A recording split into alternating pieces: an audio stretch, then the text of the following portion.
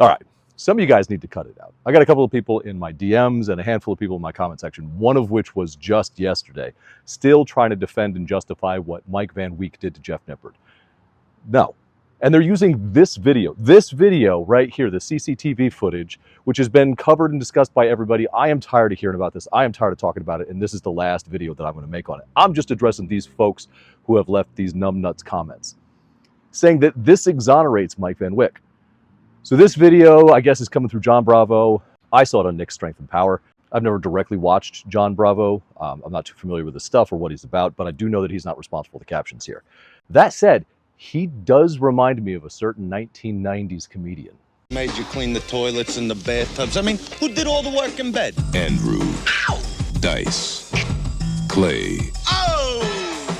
It's spot on if you ask me. But what's completely off base is the notion that this video somehow exonerates what Mike Van Week did because Jeff Nippard took a couple of steps towards him. That is witless. That is moronic. If you actually agree with that idea, you are one of the knuckle-dragging, mouth-breathing, slack-jawed, wall-touching morons that are desperately flailing to try and make a point here.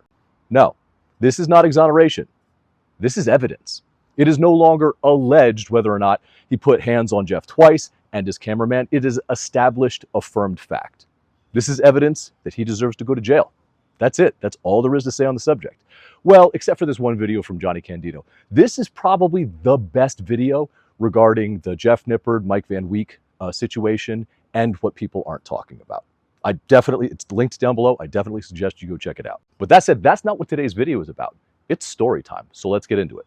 But before we do that, a tiny bit of a palate cleanser. I just want to say thank you to everybody who has helped support me and a company that I believe in, NORDSTIck, through utilizing the affiliate code that I have linked down below. I really appreciate that, guys. It's a good company led by good people who sincerely want to help. And when you use that code, it helps you, it helps me. I am so grateful. While you're down there checking that out, if you want to check out the free 40-page program that I put together to help you get back to the gym, get to the gym for the first time, 6 or 7 free programs in there. Advice on how to approach eating, even if you don't want to count calories. That is my free gift to you. No strings attached, no sign-up emails, none of that nonsense.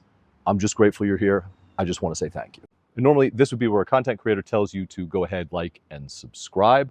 You haven't even watched the video yet, so how do you know if you're going to like it? How do you know if you're going to want to subscribe? We'll mention that again at the end. All right, story time. From one beef to another. Have you ever asked yourself why Dr. Mike Israetel describes Greg Doucette like this? Greg Doucette, who is a two-faced lying sociopath sucker. Print that. That is explicit. No room for nuance there. Conversely, while watching Greg Doucette, have you ever wondered why he constantly, for like 30 or 40 videos straight, keeps commenting on Dr. Mike Israetel's tan, keeps poking fun at him, keeps showing pictures of him being raged and angry and grunting and screaming in the camera? Fortunately, Greg Doucette went on a podcast recently to answer that very question. Welcome to the podcast. Happy to be here. Are we talking about Mike Israetel today? Might as well let's get straight into it. So he called you two-faced lying sociopath sucker. Spoiler, he did not answer that question. But I will, because I remember.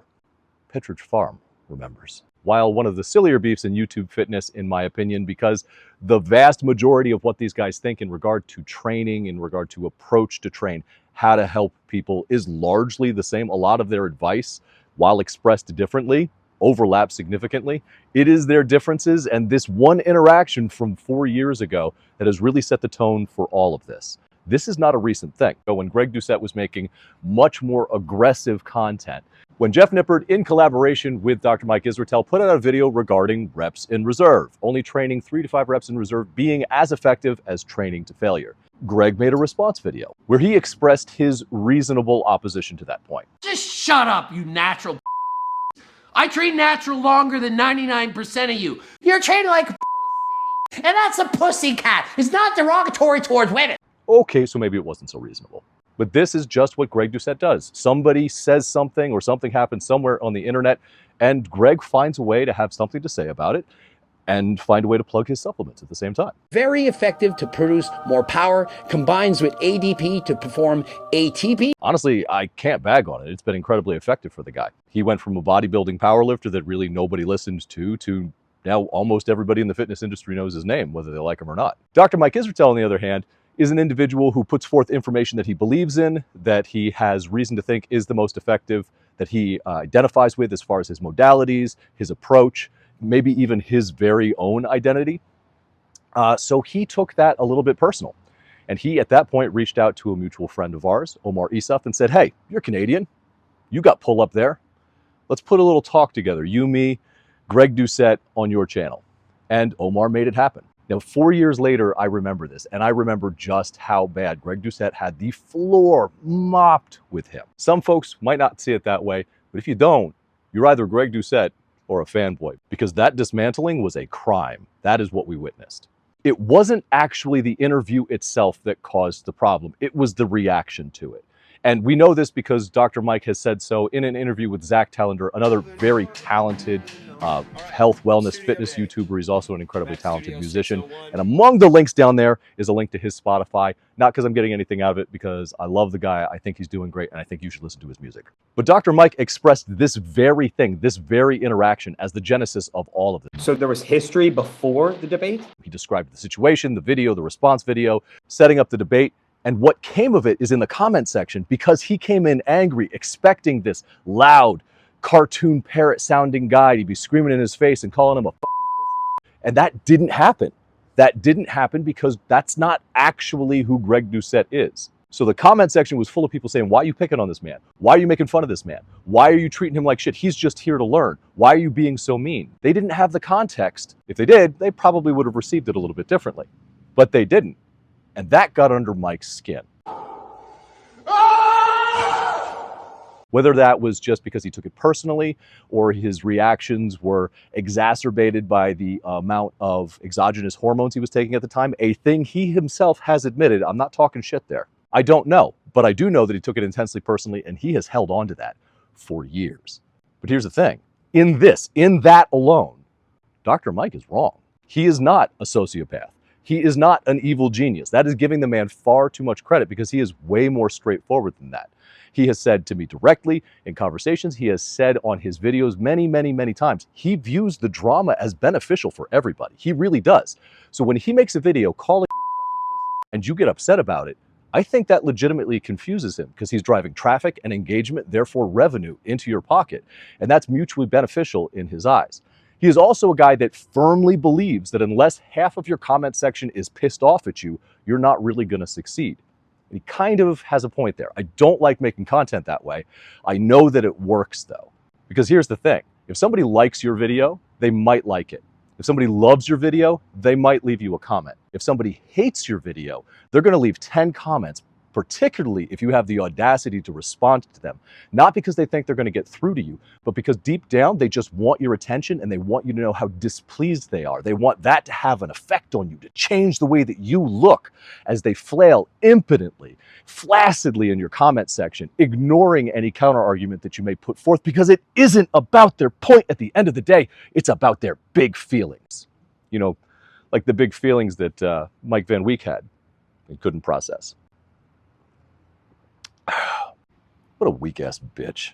Anyway, so what this led to is two content creators, two men being not even remotely on the same page about where they were at. This is evidenced by when Greg Doucette went to a fitness expo in Florida that Dr. Mike happened to be at. Dr. Mike ambushes him with a quick little funny mocking interview that a lot of us have seen.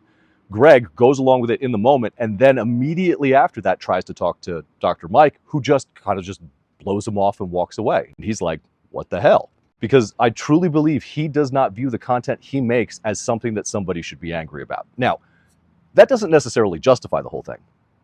It doesn't make it better. It doesn't mean that Dr. Mike shouldn't take all of this personally.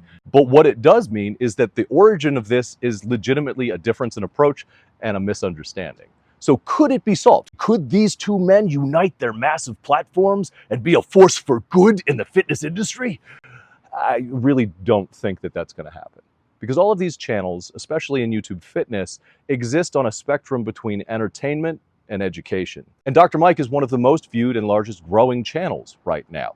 That is extremely hard to do when you are on the education end of the spectrum, just injecting enough, admittedly over-sexualized humor in order to be entertaining so that people will watch, but to convey deep messages about methodology, science, what it means, responsibly delivering that information in a way that doesn't strip it of all of its context or conflate it with anecdotal evidence. Right now, he's got to be the most watched person on YouTube as far as fitness goes. There are larger creators. AthleanX has got like 13.9 million people following him, but he's probably not as watched as Dr. Mike Israetel is right now.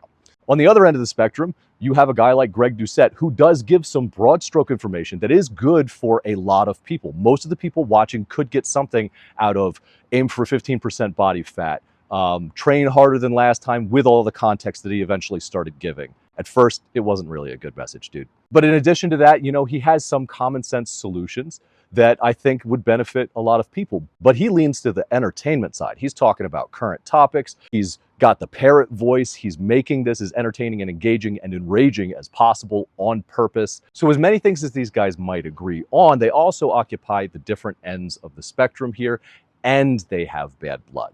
So are they ever going to get over it? Probably not. So there's really only a couple of options left here. On the one hand, Greg could get bored of constantly poking the bear. He's not getting as much engagement or use or revenue out of it anymore, and he'll lose interest and he'll move on to the next thing. Or this hate will fester inside of Dr. Mike to the point where he shows up at Greg Doucette's house at 3 o'clock in the morning and challenges him to a death match. I mean, the guy did talk about ripping a person's rib cage open and wearing their skin for 3 days because that's how the stuff that he takes makes him feel. I'm not putting it beyond the realm of possibility that this happens. But jokes aside, this isn't really that serious. This isn't as serious as the topic we were talking about last week and that I mentioned at the beginning of this video. It's never going to get to that point because these two individuals, as much as they might dislike each other now, are actual grown-ass adults with functioning frontal lobes capable of predicting that there are consequences and negative outcomes for that bitch-ass, raging toddler behavior that we saw out of Mike Van Week. But at the end of the day, that's where it started, and that's why we're still here 4 years later, because feelings can run deep, they can run hard, and they can run long. Hey, phrase it!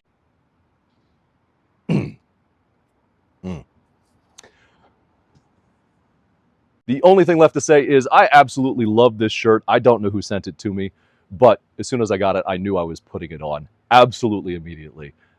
Much appreciated. This obviously came from a person who understands me on a deep level. Now I'm hungry.